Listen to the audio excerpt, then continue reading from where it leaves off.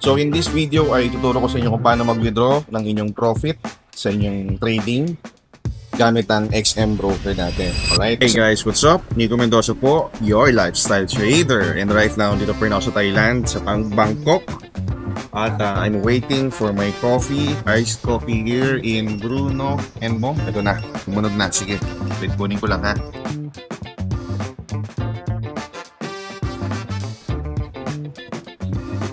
So in this video ay tuturo ko sa inyo kung paano mag-withdraw ng inyong profit sa inyong trading gamit ang XM broker natin. Alright? Kasi for the past few days ay maganda yung performance ng ating algo at gusto ko ipati sa inyo kung paano i-withdraw yung profit ng algo.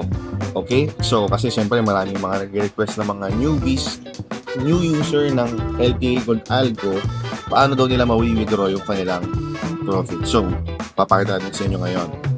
So today, ang oras pa lang ngayon dito ay alas 10 ng umaga. So ayan, meron na akong $12.30 ngayon. Today is Friday, no? Huling araw ng linggo, trading week. Okay? Pero tingnan natin yung kinita nito for the past week. Okay? March 3 yung Monday. So far, kumita tayo ng $356. Okay, so ito yung i-withdraw natin ngayon sa ating trading account. So ngayon, ang gagawin natin is pupunta tayo sa ating XM account kasi doon natin gagawin yung withdrawal.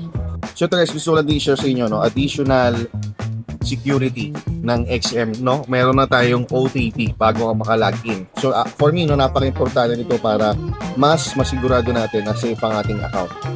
Lalo na kung meron kang malaking pera sa loob ng account ko, no? Okay, so ngayon, ito na yung aking XM account at ito yung account ko na merong LPA Gold Algo. Okay, so meron na akong $36,561 dito. So i-click mo lang tong ilok na blue. Okay, and then click mo lang yung withdraw.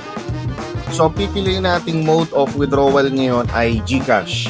Since GCash ang ginagamit ko dito sa Thailand, yung GCash card, yan yung ginagamit ko pang withdraw para pang gastos dito. So dito sa baba, ipiling mo lang sa withdrawal methods yung GCash. Napakadali. So first, ilalagay mo yung GCash number mo and then yung kung magkano man yung i-withdraw mo.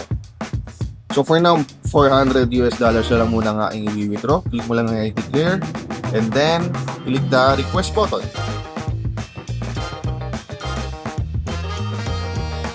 There. Okay, so nakapag-withdraw na tayo. And in few minutes, papasok na yung sa GCash ko. For now, tignan muna natin kung magkano ba yung laman ng GCash para makita natin mamaya pag pumasok na yung 22,828 pesos. So as of now, meron akong 48,539 na laman, no, na balance. Okay? So pag pumasok yung 22, dapat to ay maging 60 or 61 kasi 22,828, no? 22,828. So dapat ito ay maging 61. Okay, 61 plus. Papasok dyan mamaya. Okay? So, bigyan mo yung odds sa taas. 10:07. 10:07. Tignan natin kung anong odds na pasok yung funds dito sa aking GCash. So, while waiting, kwentuhan muna tayo. No? So, meron na akong software or technology na yun nga yung LPA Gold Algo 6 na kahit na nasa bakasyon ako, nasa pasyal, or kahit tulog, meron akong money-making machine na umaandar for me. Yun nga yung LPA Gold Algo 6. So, ano nga ba to? Sa trading bot, marami na akong ginawang mga contents yan sa YouTube at tinuro ko doon, in-explain ko doon what are the benefits, what are the advantages and disadvantages of using a trading bot. Okay, so you should check it out guys. So make sure ma-part nyo yung mga content sa YouTube. Naka-subscribe ka na ba dyan? Okay. So ito nga pala, meron akong na-receive ko na yung email from XM naman na pinarasis na nila yung aking withdrawal. Ayan, makikita mo dyan na ito na yung $400 niya. Ayan, isa pa. Ito yung $400 na withdraw natin. Alright? Ang di pa lang natin nakikita is kung pumasok na ba to sa ating GCash account. Okay guys, ito na. Pumasok na guys. Ayan na, 71. Wow, 71 ang pumasok. So ito na guys, yan, yung cash in 22,829 ang pumasok. Okay? 22,829. Bigyan mo yung oras guys, 10:11 as of the making of this video, di ba kanina? 10:07, di ba kanina? So, imagine that guys. Actually, less than 3 minutes. Pumasok agad sa GCash yung ating withdrawal. So, ganong kabilis, no? Ganong kabilis.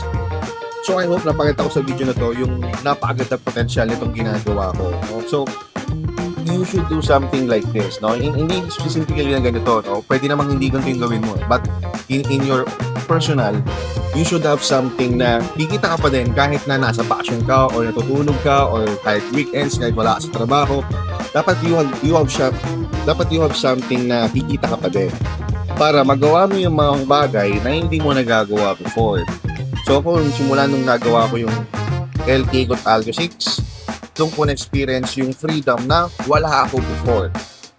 Freedom sa time, freedom sa gastusin, freedom sa options, yung buhay na ikaw yung may control dahil marami kang options. So, remind lang kita, I also have free Telegram for this. You can join for free, just let me know. And also, every Saturday, 8 p.m. ng gabi sa oras ng Pilipinas, mayroon akong webinar about this. So, if you want to know more about this, napaka-importante na maka-attend ka sa webinar na yun. Para kung meron ka man tanong, on the spot, matatanong mo ko. So, paano? Ibusin ko na tong kape ko para makapagsimula na makapag-shopping. Ciao!